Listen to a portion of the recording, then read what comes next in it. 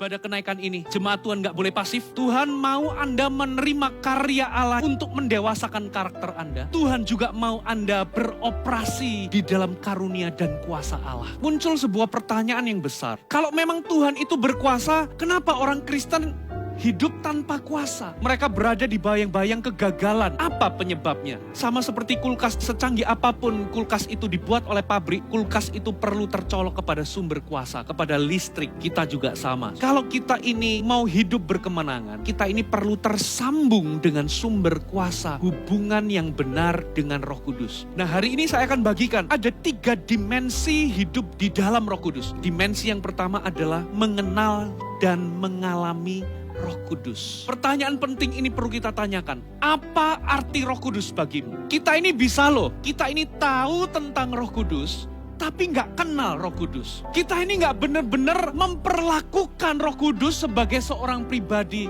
That's our problem. Sampai kita ini mengalami pewahyuan bahwa Roh Kudus itu pribadi dalam hidup kita, bukan objek untuk dipergunakan. Barulah setelah itu kita bisa mengalami terobosan dalam kekristenan kita. Kita ini bisa mengenal Dia. Kalau kita ini sudah lahir baru, sudah percaya kepada Yesus, Roh Kudus itu ada di dalam kita dan Dia itu menyertai kita selama-lamanya. Dan itulah yang membuat kita ini bisa mengenal Dia. Nah, banyak orang Kristen nggak ngerti kebenaran ini. Banyak orang Kristen itu berpikir untuk mengalami Roh Kudus, kita ini harus bergantung kepada hamba-hamba Tuhan tertentu.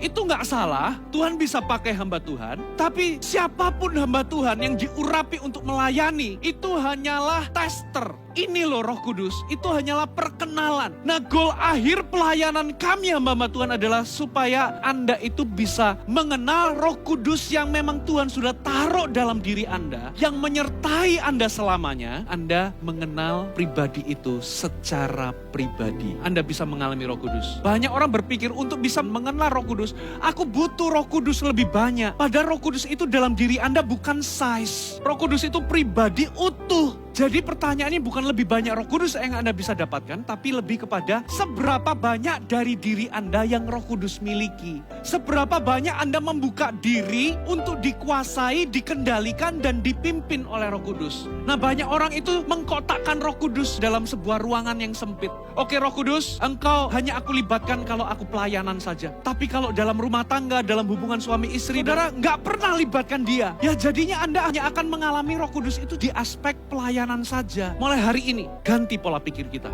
Semakin Anda membuka diri, sebanyak itulah Anda akan mengalami Roh Kudus. Nah, sekarang untuk Anda bisa mengenal Dia, butuh yang namanya inisiatif untuk Anda berinteraksi dengan Dia.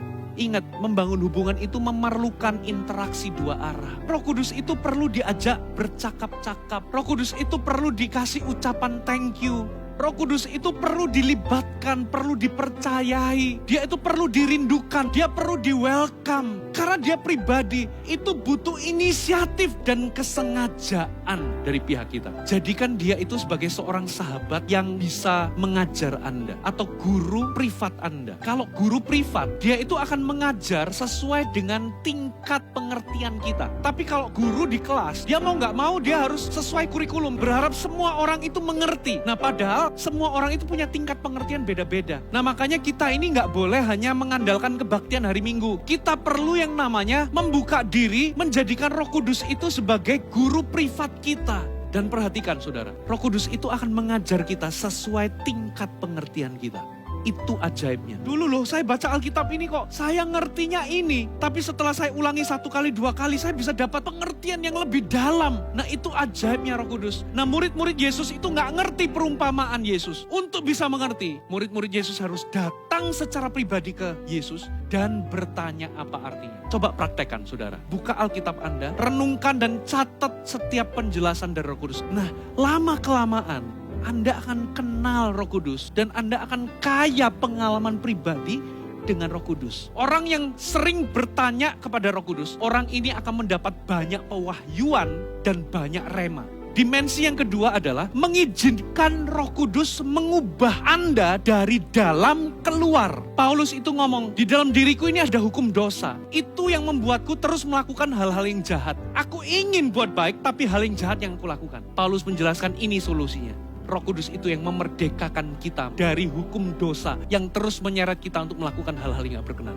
Jadi ternyata kuncinya adalah Roh Kudus. Itu seperti ini loh. Siapapun kita, tua, muda, kaya, miskin, kita semua hidup di bawah hukum gravitasi. Kita nggak bisa meniadakan hukum gravitasi. Beda dengan pesawat terbang. Pesawat terbang itu mengatasi hukum gravitasi dengan hukum yang lebih tinggi, yaitu hukum aerodinamika. Begitu pula dengan kita. Keinginan daging itu akan ada, tapi kita ini bisa mengatasi kedagingan kita dengan hukum yang lebih tinggi, yaitu Roh Kudus dalam hidup kita. Asal kita mengizinkan Roh Kudus dalam diri kita, kita akan mengatasi kedagingan kita.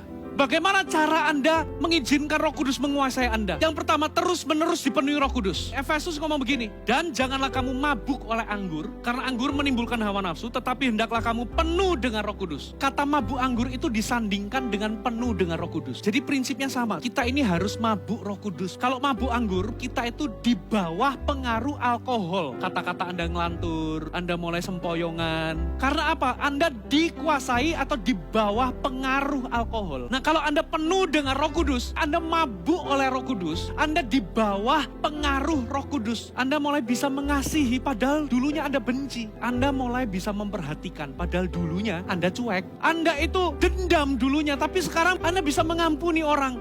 Gimana caranya Anda bisa mabuk oleh Roh Kudus? Gini loh, Anda gak bisa mabuk oleh Roh Kudus hanya dengan mengharapkan, berpikir tentang Roh Kudus. Tidak. Anda harus buka mulut dan minum. Konsumsi sebanyak mungkin firman. Kalau Anda gak pernah baca firman, renungkan firman, bagaimana Anda bisa under the influence of the Holy Spirit? Makanya hidup Anda sekalipun sudah lahir baru, tapi kok kalah terus sama kedagingan. Yang kedua, Anda harus terus-menerus dipimpin atau berjalan dengan Roh Kudus. Galatia 5 ayat 25. Since we live by the Spirit, let us keep in step with the Spirit. Tetap selangkah dengan Roh Kudus. Makanya hidup kita harus penuh dengan doa. Dalam rumah tangga, di dalam pekerjaan, dalam perjalanan kehidupan Anda penuh dengan doa. Melibatkan Roh Kudus senantiasa. Itu sama seperti Anda itu terburu-buru, terlambat naik pesawat. Anda sudah lari tapi kayaknya bakal telat. Tiba-tiba Anda melihat di situ itu ada travelator. Dan kalau Anda naik di situ, Anda tetap jalan tapi Anda jalan lebih cepat dari orang lain. Anda berjalan dengan kekuatan travelator itu. Jadi kalau Anda itu hidup penuh dengan doa, Anda akan mendapati bahwa diri Anda itu bisa mampu mengatasi ini, mengatasi itu. Anda temukan jalan keluar di persimpangan, mau belok mana dan sebagainya. Hidup Anda itu enteng karena Anda berjalan satu langkah dengan Roh Kudus. Yang ketiga saudara, putuskan untuk melangkah di dalam pertobatan dan ketaatan. Kalau Roh Kudus ada dalam diri kita, Roh Kuduslah yang memampukan kita untuk mematikan perbuatan daging. Namun demikian, kitalah yang harus melangkah. Kitalah yang harus memutuskan. Kuasa Roh Kudus itu akan bekerja sama dengan tanggung jawab pribadi kita untuk melangkah dalam pertobatan dan ketaatan. Nah, kalau kita ini taat terus, kita akan diubah dari dalam keluar. Itulah cara bagaimana kita mengizinkan Roh Kudus bekerja.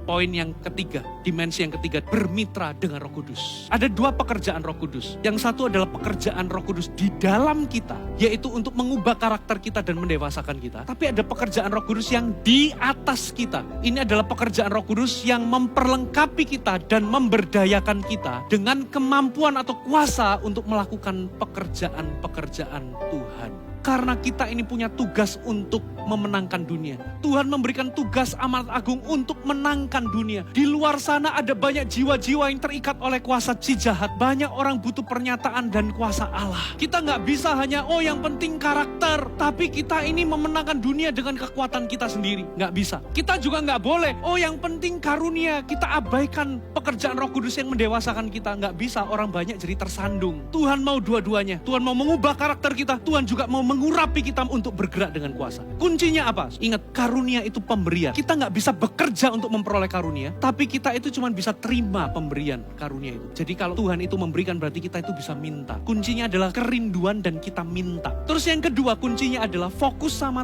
tugas. Banyak orang kelirunya di sini berusaha mencari karuniaku apa ya, karunia Roh Kudusku apa ya. Anda nggak bisa beroperasi di dalam karunia dengan mencari-cari karuniaku apa. Karena karunia Roh Kudus itu berkaitan erat sama yang namanya tugas dan pekerjaan Tuhan. Jangan fokus mencari karunia, fokuslah mengerjakan tugas pelayanan. Ketika lihat ada orang membutuhkan, ketika ada orang-orang yang diutus Tuhan kepadamu, layani. Nah, ketika Anda kerjakan tugas Anda, Roh Kudus itu akan bekerja, memperlengkapi Anda, memampukan Anda dengan kuasa supranatural.